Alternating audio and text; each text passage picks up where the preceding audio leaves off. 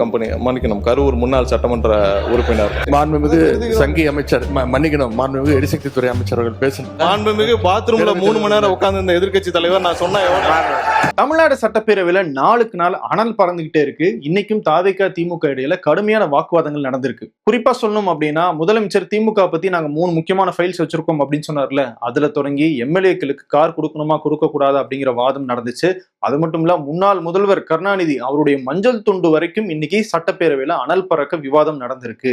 இன்னொரு முக்கியமான விஷயம் என்ன அப்படின்னா, இதுக்கு முன்னாடி வரைக்கும் சட்டப்பேரவையில என்னெல்லாம் விஷயங்கள் நடந்துச்சோ அந்த வீடியோக்கள், அந்த கிளிப்பிங்ஸ் எல்லாமே சோசியல் மீடியாலும் சரி மீடியாவிலும் சரி வெளியாகிட்டு இருந்துச்சுல. இனிமேல் அப்படி எல்லாத்தையுமே போற்ற முடியாது அப்படிங்கிற ஒரு சிக்கலும் ஏற்பட்டிருக்கு. அது ஏன் ஏற்பட்டுச்சு அப்படிங்கறத பத்தியும் இன்னைக்கு வீடியோல நம்ம பார்க்க போறோம். குறிப்பா இன்னைக்கு அரசியல் தொடர்பாக நடந்த வாக்குவாதங்கள் இருக்குல்ல, அதுல இருக்கிற உண்மைத்தன்மை என்ன, அதனுடைய பின்னணி என்ன அப்படிங்கறத பத்தியும் நம்ம சில முக்கியமான இன்ஃபர்மேஷன்ஸை இந்த வீடியோல பார்க்க போறோம். வாங்க வீடியோக்குள்ள போகலாம். இது decode by Venkat. Super Saravana store Annachi shopping ஆப்ல ஃபர்ஸ்ட் ஆர்டருக்கு 100 ஆஃப் பிளஸ் ஃப்ரீ டெலிவரி. இப்பவே டவுன்லோட் பண்ணுங்க, லிங்க் இன் டிஸ்கிரிப்ஷன்.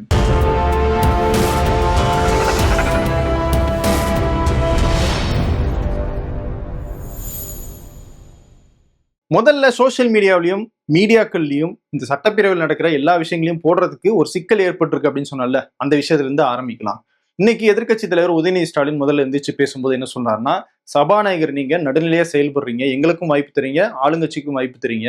ஆளுங்கட்சியினர் பேசும்போது ஆதாரம் இல்லை அப்படின்னா அதை அவை குறிப்பிலிருந்து நீக்கிறீங்க, அதையெல்லாம் நாங்க வரவேற்கிறோம். ஆனால் நீங்க அப்படி அவை குறிப்பிலிருந்து நீக்கிற விஷயங்கள் சோசியல் மீடியாவிலையும் மீடியாவிலையும் வீடியோவாக ரீல்ஸாக கட் பண்ணி பரப்பப்பட்டுக்கிட்டே இருக்கு. அப்போ நீங்க அவையில இருந்து நீக்கிறதுக்கான பயன் என்ன, இதுக்கு நீங்க என்ன சொல்யூஷன் கொடுக்க போறீங்க அப்படின்னு சொல்லி அவர் கேட்கிறாரு. இதுக்கு அமைச்சர்கள் ஆதவர்ஜுனாவும் ராஜ்மோகனும் பதில் அளிச்சு பேசுறாங்க. ஆதவர்ஜுன் என்ன சொல்றாரு, இத்தனை வருஷமாக நீங்க ஆட்சியில இருந்தீங்க, போன தடவை நீங்க தான் ஆட்சியில இருந்தீங்க, உங்களுக்கு தைரியம் இருந்தா அதை லைவ் பண்ண வேண்டியது, நாங்க லைவ் பண்றதையே நீங்க குறை சொல்றீங்க அப்படிங்கிற மாதிரி அமைச்சர் ஆதவர்ஜுனா பேசுறாரு. அமைச்சர் ராஜ்மோகன் என்ன சொல்றாரு, சட்டமன்றத்துல தாங்கள் தேர்ந்தெடுத்த பிரதிநிதி என்ன பேசுறாரு அப்படிங்கிறது மக்களுக்கு தெரியணும், அதுக்காக தான் நாங்க இந்த லைவ் பண்றோம் அப்படின்னு அவர் ஒரு பதில சொல்றாரு. அவர் சொன்னது ரொம்ப வேலிடான ரீசன். ஏன்னா நம்ம ஓட்டு போட்டு தேர்ந்தெடுத்தவங்க நம்மளுக்காக என்ன பேசுறாங்க அப்படிங்கிறத நம்ம பார்க்கணும்ல. அப்பதான் நாளைக்கு ஓட்டு கேட்டு வரும்போது அந்த எம்எல்ஏவை நம்ம கேள்வி கேட்க முடியும். சோ அந்த வகையில இந்த லைவ் அப்படிங்கிறது உண்மையாகவே ஒரு போல்டான டிசிஷன், வரவேற்கத்தக்க ஒரு டிசிஷன் தான். ஆனா இதுல ஒரு சிக்கல் என்ன அப்படின்னா, சட்டப்பேரவைக்குன்னு சில விதிகள் இருக்கு. அதுல இந்த சட்டப்பேரவை உறுப்பினர்கள் இப்படிதான் பேசணும், இப்படிதான் நடந்துக்கணும் அப்படின்னு அந்த விதிகள்ல சொல்லப்பட்டிருக்கும். அதை தாண்டி பொய்யான ஆதாரமற்ற தகவல்களையோ இல்ல அவமதிக்கிற வகையிலோ தனிமனித தாக்குதலோ இல்ல அன்பார்லிமெண்டரி அப்படின்னு சொல்லப்பட்ட வார்த்தைகளை பயன்படுத்தினாலோ அது அவை குறிப்பிலிருந்து நீக்கப்படும் அப்படின்னு சபாநாயகர் அறிவிப்பாரு. அவை குறிப்புல இருந்து நீக்கிறதுனா என்ன அர்த்தம், சட்டப்பேரவையில இத்தனை ஆண்டுகளாக யாரெல்லாம் என்னெல்லாம் பேசியிருக்காங்களோ அது எல்லாமே வார்த்தை தவறாம டாக்குமெண்ட் பண்ணப்பட்டிருக்கும். அப்படி நோட் பண்ணி வைக்கிற விஷயங்கள்ல சபாநாயகர் நீக்கிறதாக அறிவிக்கிறார்ல, அந்த சில வார்த்தைகள் அல்ல அந்த சில விஷயங்கள் அது எதுவுமே இடம்பெறாது. ஏன் அப்படி இடம்பெறக்கூடாது அப்படின்னு நினைக்கிறாங்கன்னா, சட்டப்பேரவை உறுப்பினர்கள் மக்களால தேர்ந்தெடுக்கப்பட்டவங்க, அவங்க எல்லாம் கூடி டிஸ்கஸ் பண்ற ஒரு அரங்கம் தான் இந்த சட்டப்பேரவை. அந்த சட்டப்பேரவை தமிழ்நாட்டுக்கே முன்மாதிரியாக இருக்கணும்.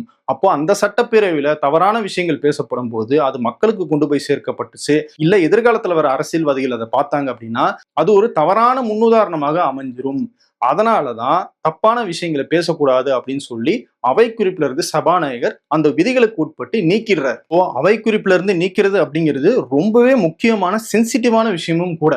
நாங்க ஜேர்னலிஸ்டாக இந்த ஃபீல்டுக்குள்ள வரும்போது எங்களுக்கு எடுக்கிற முதல் பாலபாடமே என்ன தெரியுமா, சட்டமன்ற நிகழ்வுகளை நீங்க கவர் பண்றீங்க அப்படின்னா அதுல சபாநாயகர் எந்தெந்த விஷயத்தை எல்லாம் நீக்கிறாரு அப்படிங்கிறத நல்லா கவனிச்சுக்கங்க.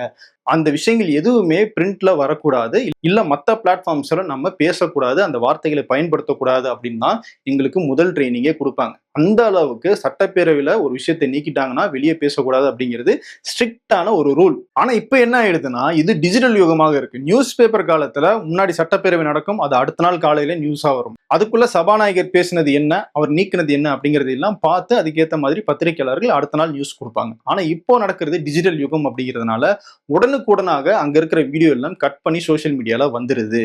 அது சபாநாயகர் நீக்கினாலும் சரி நீக்கலனாலும் சரி அப்படின்னு எல்லாத்தையுமே கொண்டு வந்து போட்டுறாங்க. சரி, அதுக்காக லைவை கட் பண்ண முடியுமா அப்படின்னு கேட்டீங்கன்னா நிச்சயமாக லைவ் தேவைதான், அது ஒரு ஜனநாயக கடமையும் கூட. இன்ஃபேக்ட் டிவிக்கே இந்த லைவை எப்படி யூஸ் பண்றாங்க அப்படிங்கிற ஒரு இன்ட்ரெஸ்டிங்கான ஆங்கிளையும் நம்ம பார்க்க வேண்டியதா இருக்கு. டிவிக்கு ஆட்சி பொறுப்பேற்றதுக்கு பிறகு முதல் சட்டப்பேரவையினுடைய முதல் நாள் கூட்டத்தொடர்ல லைவ் ஃபுல்லாக இல்லை, கட் பண்ணிட்டாங்க. ஏங்க நீங்க திமுக லைவ் பண்ண மாட்டேங்க அப்படின்னு சொல்லி குற்றச்சாட்டு வச்சீங்க, தேர்தல் வாக்குறுதியில நாங்க சட்டப்பேரவையை லைவ் பண்ணுவோம் அப்படின்னு சொன்னீங்க, ஆனா நீங்களே கட் பண்ணலாமா அப்படின்னு விமர்சனம் வந்ததுக்கு பிறகு அடுத்த நாள்ல இருந்து லைவை ஃபுல்லா கண்டினியூ பண்ண ஆரம்பிச்சாங்க.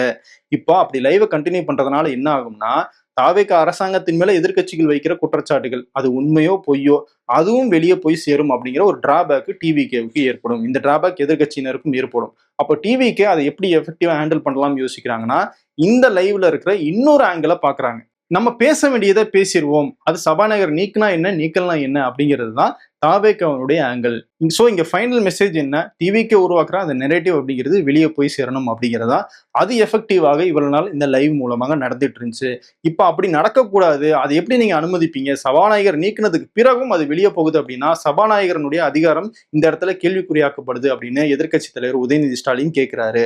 அப்படி கேட்கும்போது சபாநாயகர் ஜேசிடி பிரபாகர் என்ன சொல்றாருன்னா, அவர் சுட்டி காட்டின மாதிரி ஏதாவது முக்கியமான விஷயங்கள் இருந்தா சொல்லுங்க, நான் நீக்க சொல்றேன்.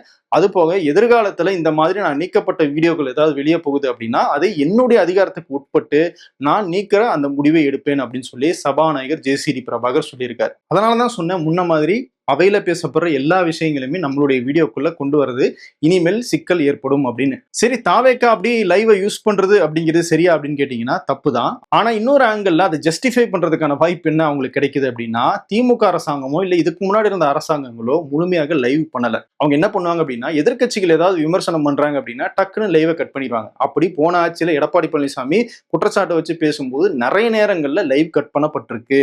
ஸோ அந்த மாதிரி பண்றதும் தவறு தானே. அப்ப திமுக அதிமுக அரசாங்கங்கள் இதுக்கு முன்னாடி சட்டப்பேரவை லைவை எப்படி பயன்படுத்திக்கிட்டாங்க அவங்களுடைய அட்வான்டேஜுக்கு, அதுக்கேற்ற மாதிரி இப்போ ஃபுல் லைவ் போட்டு எங்களுடைய அட்வான்டேஜுக்கு ஏற்ற மாதிரி நாங்க மாத்திக்கிறோம் அப்படின்னு டிவிகே தரப்புல இருந்து ஒரு ஜஸ்டிபிகேஷன் வைக்கப்படும். ஆனா சபாநாயகருடைய பொறுப்பு என்ன, அங்க பேசப்படுற தவறான பொய்யான ஆதாரமற்ற குற்றச்சாட்டுகள், அவமதிப்புக்குரிய பேச்சுகள், தனிமனித அட்டாக், இது எல்லாத்தையுமே தடுக்கணும். அது வெளியே போய் சேரக்கூடாது அப்படிங்கிற அந்த பொறுப்பு சபாநாயகருக்கு இருக்கு. ஏன்னா அப்படி போய் சேர்ற தகவல் எல்லாமே மக்களுடைய அரசியல் புரிதலை மாற்றி அமைக்கும். நாளைக்கு இந்த அரசாங்கம் சரியா செயல்படுதா இல்லையா, எதிர்க்கட்சிகள் சரியா செயல்படுதா இல்லையா, அரசியல் எப்படி நடந்துகிட்டு இருக்கு அப்படிங்கிறது எல்லாம் இந்த சட்டப்பேரவை நிகழ்வுகள் மக்களுக்கு ஒரு புரிதலை ஏற்படுத்தும். அந்த புரிதல் தவறான புரிதலாக இருக்கு அப்படின்னா அது ஜனநாயகத்துக்கே ஆபத்தான விஷயம். ஸோ அதை சபாநாயகர் அனுமதிச்சிடக்கூடாது அப்படிங்கிறது அவருக்கு இருக்கிற மிகப்பெரிய பொறுப்பு. சரி, அடுத்த விஷயத்துக்கு வருவோம். 2 நாளைக்கு முன்னாடி முதல்வர் விஜய் சட்டப்பேரவையில் ஒரு விஷயத்த பேசியிருந்தார். அதுல அவர் என்ன சொல்லியிருந்தாருன்னா, நான் பேச மாட்டேன்னு சொல்றீங்க, நான் பேசினா நீங்க தாங்க மாட்டீங்கன்ற மாதிரி சொல்லிட்டு திமுகவினுடைய 3 முக்கியமான ஃபைல்ஸ் என்னுடைய டேபிள்ல இருக்கு, அதை சரியான நேரத்துல நாங்க திறப்போம் அப்படின்னு சொல்லி அவங்க மேல ஒரு ஊழல் குற்றச்சாட்டு இருக்குன்றத முதல்வர் விஜய் அந்த இடத்துல பதிவு செஞ்சிருந்தார். இப்போ அதை பத்தி உதயநிதி ஸ்டாலின் இன்னைக்கு பேசும்போது என்ன சொல்றாருன்னா, 3 ஃபைல்ஸ் இருக்குன்னு சொன்னீங்க, அந்த ஃபைல்ஸ் ஏன் திறக்காம இருக்கீங்க, உடனடியாக திறங்க, அதுல யார் மேல குற்றச்சாட்டு இருக்கோ ஆதாரத்தோட யாராக இருந்தாலும் சரி நடவடிக்கை எடுங்க, ஏன் அந்த ஃபைலை திறக்காம இருக்கீங்க, ஜோசியக்காரர் சொல்லி ஏதாவது நாள் பார்த்துதான் நீங்க திறக்கணும்னு இருக்கீங்களா அப்படின்னு சபையில பேசுறாரு. இப்போ அந்த ஜோசியக்காரர் அப்படிங்கிற வார்த்தையை பயன்படுத்தினதுக்கு பதிலடியாக அமைச்சர் நிர்மல்குமார் என்ன பேசுறாரு அப்படின்னா, ஜோசியக்காரர் சொன்னாரு அப்படிங்கிற காரணத்துக்காக மஞ்சள் துண்டு போட்ட வரலாறுலாம் எங்களுக்கு தெரியும் அப்படின்னு சொல்லி அவர் பேசுறாரு. அவர் யாரை குறிப்பிடுறாரு அப்படின்னா, முன்னாள் முதலமைச்சர் கருணாநிதி அவருக்கு இந்த துண்டு போட்டிருக்காரு இல்லையா, அது ஜோசியக்காரர் சொல்லி அதனாலதான் போட்டாரு அப்படிங்கிற மாதிரியான ஒரு குற்றச்சாட்டை நிர்மல்குமார் வைக்கிறார். 3 ஃபைல்ஸ் எப்ப திறப்பீங்க, உடனே திறங்க அப்படின்னு சொல்லி உதயநிதி ஸ்டாலின் பேசும்போது முதலமைச்சர் சினிமா பாணியில பேசுறாரு அப்படின்னு உதயநிதி ஸ்டாலின் சொல்லிட்டார். ஆக்சுவலான வார்த்தைகளை நான் அந்த இடத்துல பயன்படுத்தல, ஏன்னா அந்த வார்த்தைகளை அவை குறிப்பில இருந்து சபாநாயகர் நீக்கிட்டாரு. அப்படி எப்படி அவர் சொல்ல போச்சு அப்படின்னு சொல்லி தாவேக தரப்புல இருந்து எல்லாருமே எந்திரிச்சு கோஷம் போட ஆரம்பிச்சிட்டாங்க. உதயநிதி ஸ்டாலின் எதிர்க்கட்சி தலைவர் பேசும்போது எப்படி நீங்க குறிக்கலாம் அப்படின்னு திமுக தரப்புல இருந்து கோஷம் போட ஆரம்பிச்சிட்டாங்க. இதனால பயங்கரமான ஒரு பதற்றம் அந்த இடத்துல ஏற்பட்டுருச்சு. உடனே சபாநாயகர் எந்திரிச்சு நின்று எல்லாம் அமைதியா இருங்க அப்படின்னு சொல்லி திரும்பவும் உதயநிதி ஸ்டாலினுக்கு பேச வாய்ப்பு கொடுத்தாரு. உதயநிதி ஸ்டாலின் என்ன சொல்றாருன்னா, இதை தான் நாங்க சொல்றோம், இந்த மாதிரி நாங்க ஒண்ணு கேட்டா எங்களை அசர வைக்கிற மாதிரி ஒரு பதில சொல்றீங்க, டைவர்ட் பண்றீங்க, இதை பண்ணாதீங்க அப்படின்னு தான் சொல்றோம், இப்ப அந்த கிளிப்பிங் மட்டும் வெளியே போய் சேர்ந்துரும் அப்படின்ற மாதிரி உதயநிதி ஸ்டாலின் ஒரு பதில் கொடுக்குறாரு. சரி, இதை பத்தி முன்னாள் முதலமைச்சர் கருணாநிதி கேட்டபோது என்ன சொல்லியிருக்காரு அப்படிங்கிறத நம்ம கலைஞர் கடிதங்கள் அப்படிங்கிற அந்த புத்தகத்திலிருந்து எடுத்திருக்கோம். அந்த கடிதம் 1997 எழுதப்பட்டிருக்கு. அந்த கடிதத்துல அவர் என்ன சொல்றாருன்னா, திடீர்னு ஒரு நாள் கன்னத்துல ஒரு மாவோட சைஸ்ல ஒரு கட்டி மாதிரி வந்துச்சு, என்னன்னு ஹாஸ்பிட்டல்ல போய் மருத்துவர்கள் பார்க்கும்போது இங்க இருக்கிற உமிழ்நீர் சுரப்பி அதுல தொடர்பான ஒரு நரம்புல வெடிப்பு ஏற்பட்டிருக்கு, அதனாலதான் இங்க வீங்கி இருக்கு அப்படிங்கறத அவங்க கண்டுபிடிச்சாங்க. உடனடியாக ஆபரேஷன் பண்ணணும் அப்படின்னு சொன்னாங்க. ஆனா ஆபரேஷன் பண்ணும்போது அதனுடைய பின்விளைவுகள் என்னவா இருக்கும், என்னுடைய உடம்பு தாங்குமா அப்படிங்கறது எல்லாம் யோசிச்சுட்டு, இல்ல ஆபரேஷன் வேணாம், மருந்து மாத்திரையின் மூலமாகவே அதை சரி பண்ண முயற்சிக்கலாம் அப்படின்னு மருத்துவர்கள் சொன்னாங்க. ஆனா அவங்க வேற ஒரு சொல்யூஷனும் சேர்த்து சொன்னாங்க. அப்படி சொல்லும்போது என்ன சொன்னாங்கன்னா, உங்களுடைய தோள்பட்டையில ஒரு சால்வை, நல்ல உள்ளன் சால்வை மாதிரி போட்டுக்கிட்டு இந்த இடத்த எப்பயுமே நீங்க கதகதப்பா வச்சுக்கிட்டீங்க அப்படின்னா அது அந்த காயமோ அந்த புண்ணோ ஆறுறதுக்கு கொஞ்சம் ஹெல்ப்ஃபுல்லாக இருக்கும் அப்படின்னு சொன்னாங்க. அதனாலதான் நான் உள்ளன் சால்வை போட்டேன். அப்படி நான் போட்ட உள்ளன் சால்வை மஞ்சள் கலர்ல இருந்துச்சு. முதல்ல கழுத்தை சுத்தி போட்டிருந்தேன். அப்படி போடும்போது அது எனக்கு நல்லா இருக்கு, ஒரு அடையாளம் மாதிரி இருக்கு அப்படின்னு சொல்லி சொந்தக்காரங்களும் கட்சியினரும் வந்து சொன்னாங்க.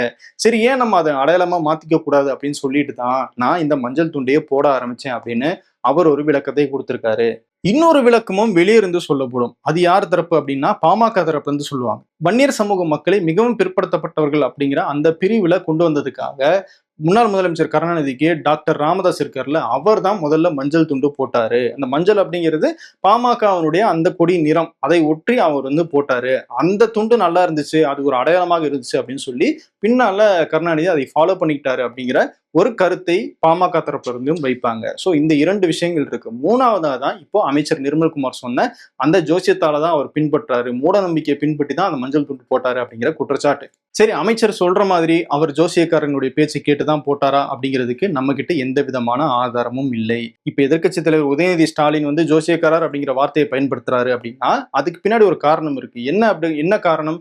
ராதன் பண்டிட் அப்படிங்கிற ஒரு ஜோசியக்காரரை அரசாங்கத்தினுடைய ஒரு பதவியில முதலமைச்சர் விஜய் உட்கார வைக்கிறாரு. அதுக்கு எதிர்ப்பு கிளம்பவே அவருடைய பதவி நீக்கப்படுது.